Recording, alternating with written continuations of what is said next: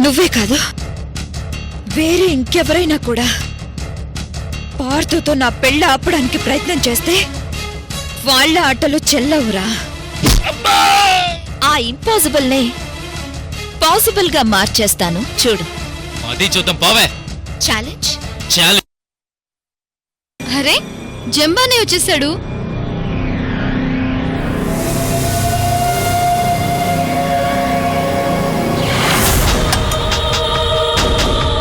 అవునన్నయ్య, ఇంతకీ ఎవరో గెస్ట్ అన్నావు, ఎక్కడా? అదిగో ఆయనే.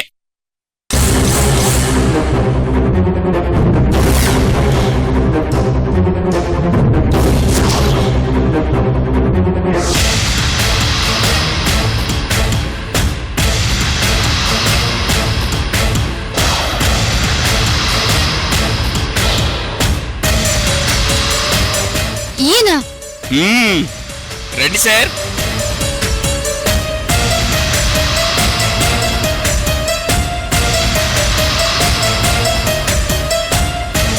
ఈయనెవరు? నేను ఎవరా? ఏంటండి ఆ పిచ్చి ప్రశ్న? చేతిలో లాఠీ ఉన్నవాణ్ణి పోలీస్ అంటారు, మెడలో స్టెథోస్కోప్ ఉన్నవాణ్ణి డాక్టర్ అంటారు, నల్లకోటు వేసుకున్నవాణ్ణి లాయర్ అంటారు. అది కూడా తెలీదా?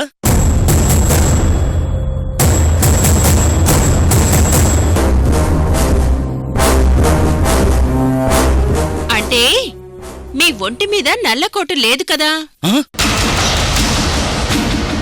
అంటే ఒంటి మీద కోట్ లేకపోతే లాయర్ అని నమ్మరా?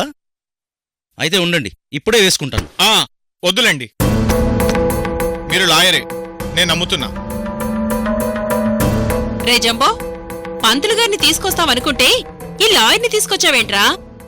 ఈయన కూడా ఒక విధంగా పంతులు లాంటి వారే అత్తయ్య.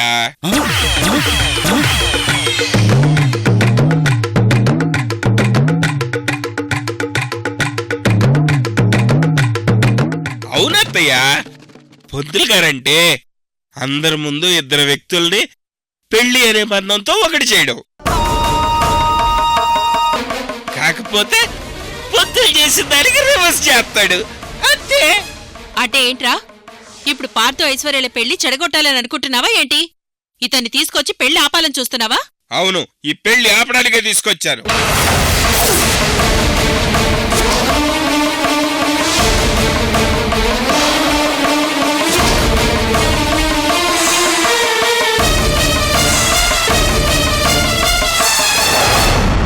అసలు మీకు ఒక విషయం తెలుసా? భారత రాజ్యాంగం ప్రకారం విడాకులు తీసుకోకుండా భార్యాభర్తల్లో ఏ ఒక్కరు వేరే పెళ్లి చేసుకున్నా అది చట్టరీత్యా నేరం.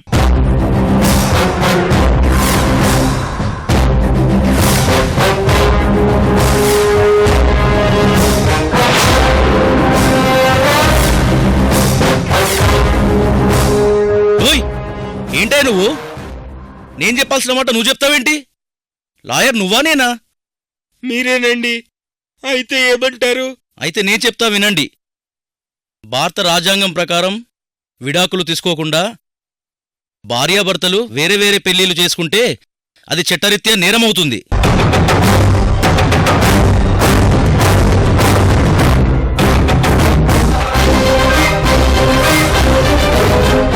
ఓరి నాయనా, ఈ జంబోగడ్ ఏదో ఒకటి చేసి నా పెళ్లిని ఆపాలని గట్టిగా నిర్ణయం తీసుకున్నట్టున్నాడు. ఇప్పుడేం జరుగుతుందో ఏంటో. చూడండి, ముందు అమూల్య పార్థులు ఇద్దరు విడాకులు తీసుకున్నాక మాత్రమే పార్థు ఈ ఐశ్వర్యను పెళ్లి చేసుకోవాలి.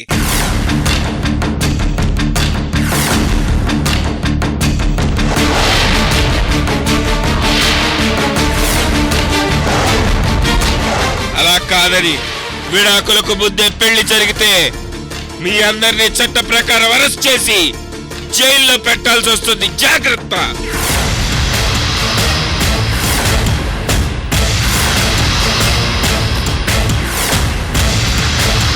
అదేంటయ్యా, మళ్ళీ నువ్వే చెప్తావేంటి? రండి బాబు, మీరే చెప్పండి. చూడండి, ముందు మీ అబ్బాయి విడాకులు తీసుకున్న తర్వాతే తను వేరే పెళ్లి చేసుకోవడానికి అర్హత పొందుతాడు. అలా కాదని ముందే పెళ్లి చేస్తే పెళ్లి చేసుకున్నందుకు అతన్ని, దగ్గరుండి చేయించినందుకు మీ అందర్నీ కలిపి అరెస్టు చేసి జైల్లో పెడతారు.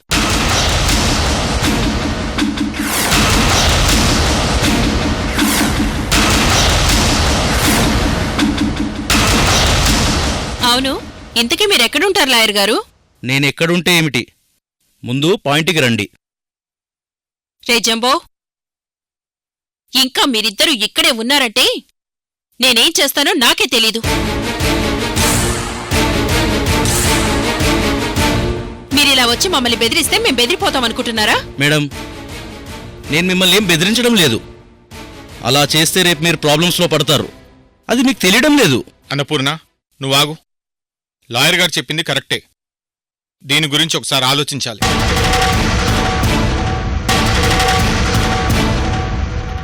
యో, ఇప్పుడు ఈ లాయర్ చెప్పిన విషయం గురించి ఆలోచించారంటే పెళ్లిని ఖచ్చితంగా ఆపేస్తారు. కొద్ది రోజుల్లో నా పెళ్లి జరుగుతుందని చాలా హ్యాపీగా ఉన్న టైంలో ఈ ట్విస్ట్ ఏంటో. ఇప్పుడు ఆంటీ అంకుల్ కలిసి ఏం డిసైడ్ చేస్తారో ఏంటో.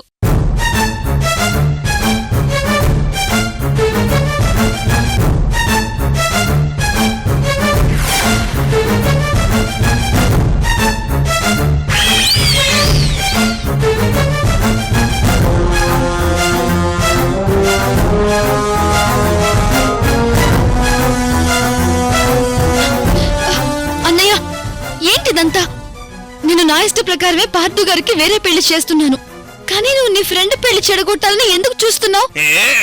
చూడు చెల్లమ్మా, నువ్వు నన్ను కన్విన్స్ చేయాలని ట్రై చేయకు. నేను ఇదంతా చేస్తుంది నీకోసమే. నువ్వు పార్థు హ్యాపీగా ఉండాలి, అంతే.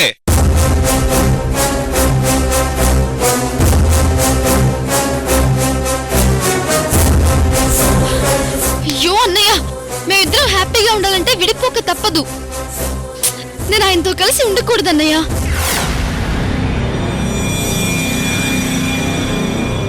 పార్థు గారు నాకు దేవుడితో సమానం.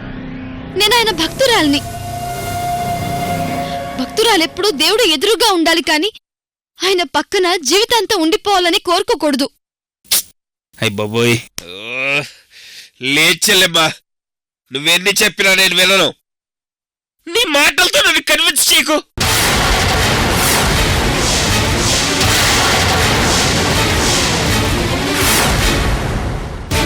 రే జంబో, ముందు నువ్వు ఈ లాయర్ని తీసుకుని ఇక్కడి నుంచి వెళ్ళిపో. ఇంకా మీరు ఇక్కడే ఉన్నారంటే నేనేం చేస్తానో నాకే తెలీదు. చూడత్తయ్య, నువ్వు నన్ను బెదిరించినంత మాత్రాన తప్పు ముప్పైపోదు కదా. మీరేం చేసినా చట్టం తన పని తను చేసుకుపోతుంది.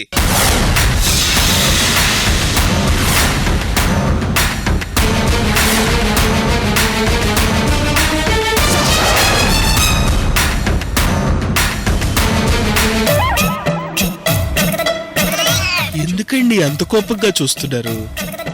మీరు చెప్పాల్సింది నేను చెప్పాను, కానీ మీకు ఇవ్వాల్సిన డబ్బులు ఇవ్వకుండా మా అన్నగా. ఓకేనా? అయితే ఓకే.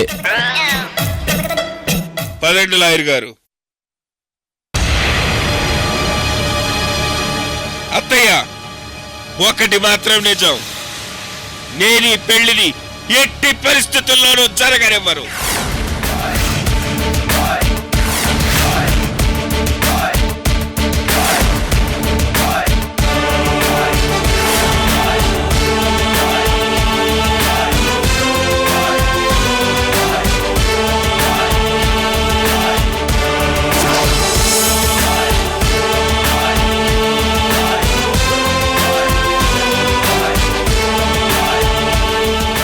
అత్తయ్య గారు, ఏంటండి ఇదంతా? జంబో అన్నయ్య ఇలా శబదం చేసి మరీ వెళ్ళాడేంటి? ఇప్పుడేం చేయాలి? అన్నపూర్ణ, జంబో చెప్పింది 100% కరెక్ట్.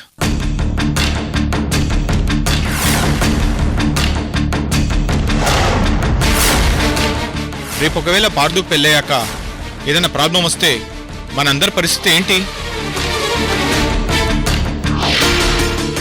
అసలే మనం చాలా ఇబ్బందుల్లో ఉన్నాం. ఇప్పుడు మనం రాంగ్ స్టెప్ వేశామంటే సొసైటీలో మనం తలెత్తుకొని తిరగలేం.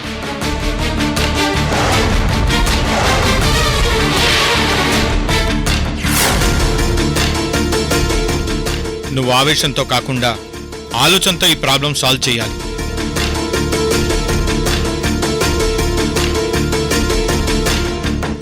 చూడైశ్వర్య, నువ్వేమీ టెన్షన్ పడకు. ఎట్టి పరిస్థితుల్లో కూడా అనుకున్న ముహూర్తానికి నీకు పార్దుకి పెళ్లి జరిపిస్తాను.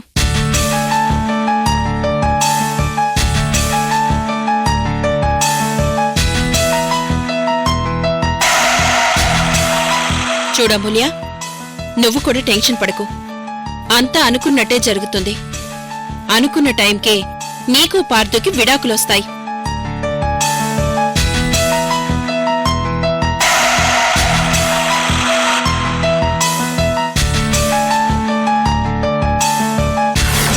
ఏంటో ఈ పెళ్లికి ఇన్ని ఆటంకాలు ఎదురవుతున్నాయి. భగవంతుడా, ఈ పెళ్లి సక్రమంగా అయ్యేట్టు చూడు.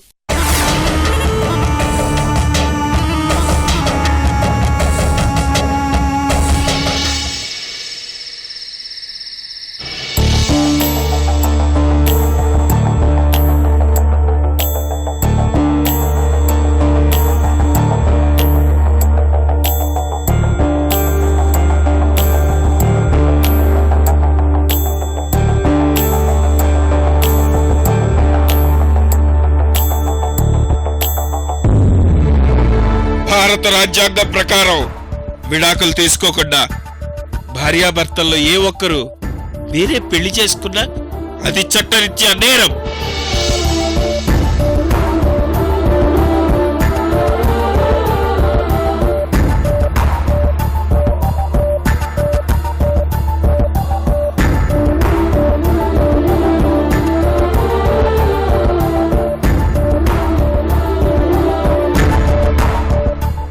ఇదేంటి, తను పడుకోకుండా ఇంకా ఏం చేస్తోంది?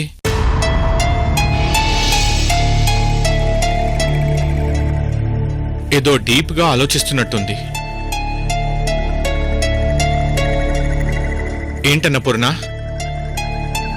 ఇంకా పడుకోలేదా? టైం ఎంతైందో చూసావా? వచ్చి పడుకో. నాకు నిద్ర రావడం లేదు, మీరు పడుకోండి. ఏమైందన్నపూర్ణ? నేను ఈరోజు నీ మీద అరవలేదు. పోనీ పొరపాటున నాకు తెలియకుండా నిన్నేమని అన్నానా? నేను మీ మీద అరవలేదు, కానీ మీరు కాస్త సైలెంట్గా పడుకోండి. అది కాదన్నపూర్ణ. మీరు కాస్త సైలెంట్గా పడుకుంటారా? అయినా నా గురించి మీకెందుకు? నేను నిద్రపోతే నిద్రపోతాను, లేదా రాత్రి మొత్తం జాగారం చేస్తాను.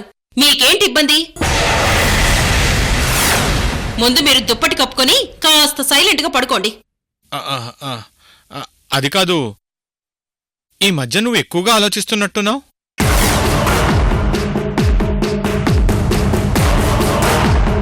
వద్దు, అలా చూడకు.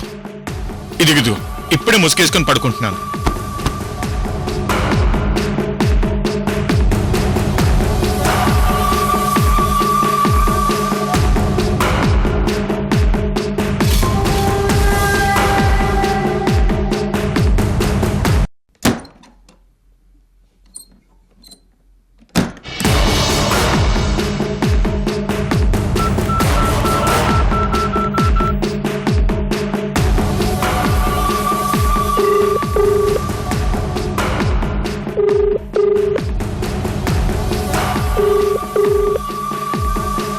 పంతులు గారు, నేను అన్నపూర్ణదేవిని మాట్లాడుతున్నాను.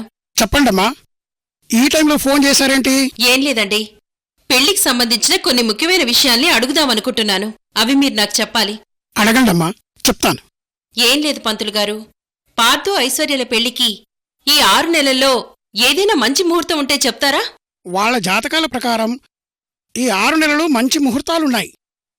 అది కాదు పంతులు గారు, 6 నెలల తర్వాత ఏదైనా ముహూర్తం ఉందా? లేదమ్మా, వాళ్ళిద్దరి జాతకాలు బాగా పరిశీలించిన తర్వాతే చెప్తున్నాను. వాళ్ళకి పెళ్లి జరిగితే ఈ 6 నెలల్లోనే జరగాలి. లేదంటే ఈ 6 నెలల తర్వాత మంచి ముహూర్తం కావాలంటే ఇంకొక 6 నెలలు ఆగాలి. అప్పుడు 1 సంవత్సరం వరకు పెళ్లి వాయిదా వేయాల్సి వస్తుంది. కాని పార్థు అమూల్య విడాకులకి ఇంకా 6 నెలల టైం ఉంది. వాళ్ళు విడాకులు తీసుకున్న తర్వాతే పెళ్లి జరిపిస్తే మంచిదని అనుకుంటున్నాను. చూడండమ్మా, అది మీ ఇష్టం. మీకు ముహూర్తం కావాలంటే ఈ 6 నెలల్లో మంచి రోజు చూసి పెడతాను. సరే పంతులు గారు, నేను బాగా ఆలోచించుకొని తర్వాత మీకు ఫోన్ చేస్తాను. అలాగేనమ్మా.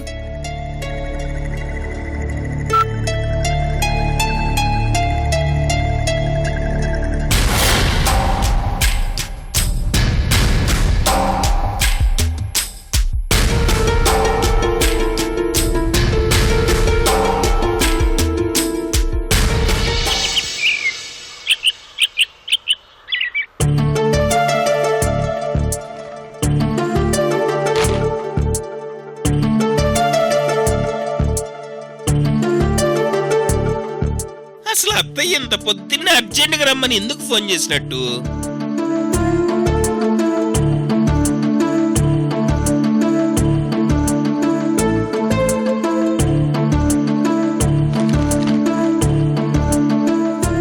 హైదరాబాద్ హాయ్ రా రా.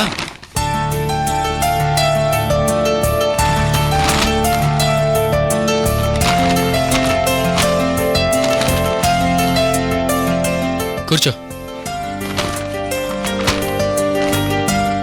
వీడు మళ్ళీ వచ్చాడంట అమూల్య. అదే అర్థం కావట్లేదు ఐశ్వర్య గారు. నాకు తెలిసి మళ్ళీ ఏదో ఒక ప్లాన్తో పెళ్లిని ఎలా ఆపాలనే ఆలోచనతో వచ్చినట్టున్నాడు. వీడి మధ్య ఆఫీస్ పనులు మానేసి ఈ పెళ్లిని ఆపే పనిలో ఉన్నట్టున్నాడు. ఓకే ఓకే సరే. ఎరా జంబు, ఉదయాన్నే వచ్చావేంటి? అత్తయ్య ఫోన్ చేసి రమ్మంది అంకుల్.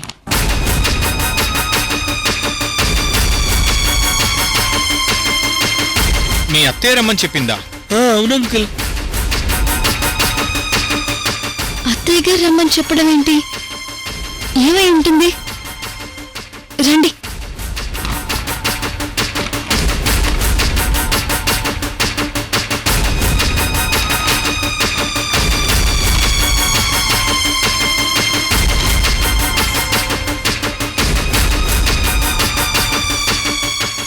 ఓ, అందరూ ఇక్కడే ఉన్నారన్నమాట.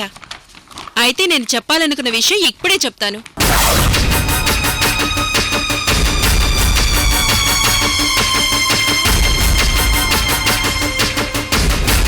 ఏ విషయం అన్నపూర్ణ? ఉండండి, కాసేపట్లో మీకే తెలుస్తుంది. అమూల్య, నేను నీతో మాట్లాడాలి. ఇక్కడికి రామ్మా.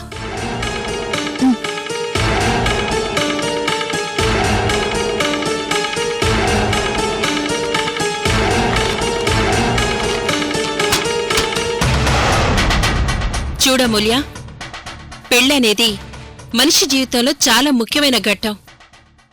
అందుకే పెళ్లికి ముందు జీవితం ఒకలా ఉంటుంది, పెళ్లి తర్వాత జీవితం ఇంకొకలా ఉంటుంది. అవునా కదా? అవునత్తయ్య గారు.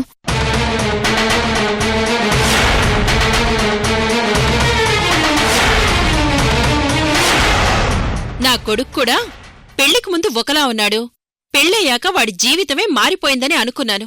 కాని తర్వాత మాకు తెలియని విషయాలు తెలిసాయి. మీది కాంట్రాక్ట్ మ్యారేజ్ అని, విడాకులు తీసుకుంటున్నారని.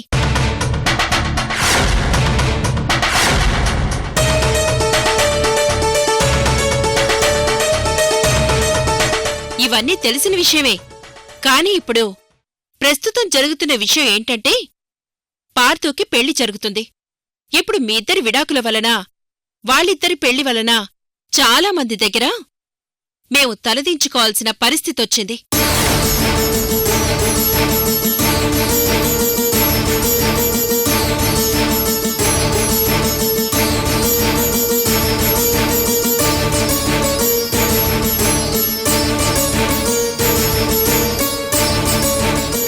ఒకప్పుడు ఈ కుటుంబం గురించి 400 మంది గొప్పగా చెప్పుకునేవారు.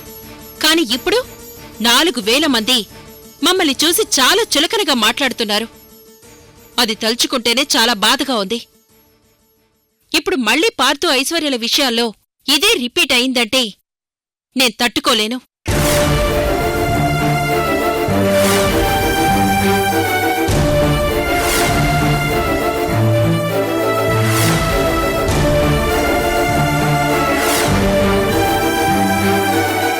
ఇదంతా నీకెందుకు చెప్తున్నానో తెలుసా అమూల్య? ఇప్పుడు నువ్వు నీ ఇష్టప్రకారమే పార్థు ఐశ్వర్యల పెళ్లి జరిపిస్తున్నావు. అంతా బానే ఉంది.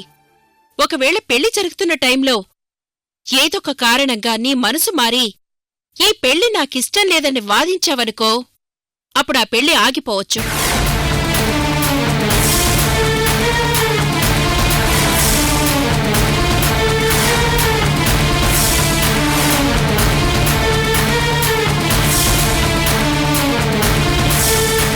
అలాంటిదే జరిగితే సొసైటీలో మేము తలెత్తుకొని తిరగలేం. మా గురించి గొప్పగా మాట్లాడుకున్న వాళ్లే మమ్మల్ని చూసి చెడుగా మాట్లాడతారనేదే నా భయం. అత్తయ్యగారండి, నేను చెప్తున్నాను, మీకలాంటి పరిస్థితి రానివ్వను. అది నువ్వెలా చెప్పగలవా అమూల్య? అయ్యో లేదత్తయ్య గారు, నన్ను నమ్మండి. చూడమూల్య, ఇప్పుడు నేను మనిషిని మాటని నమ్మే స్థితిలో నేను లేను.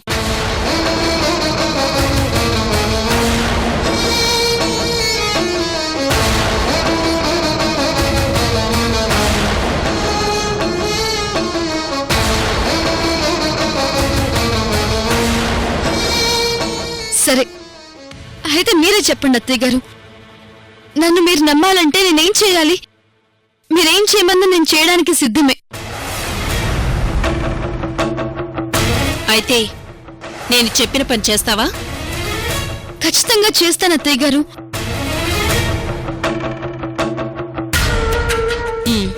సరే, ఒక్క నిమిషం.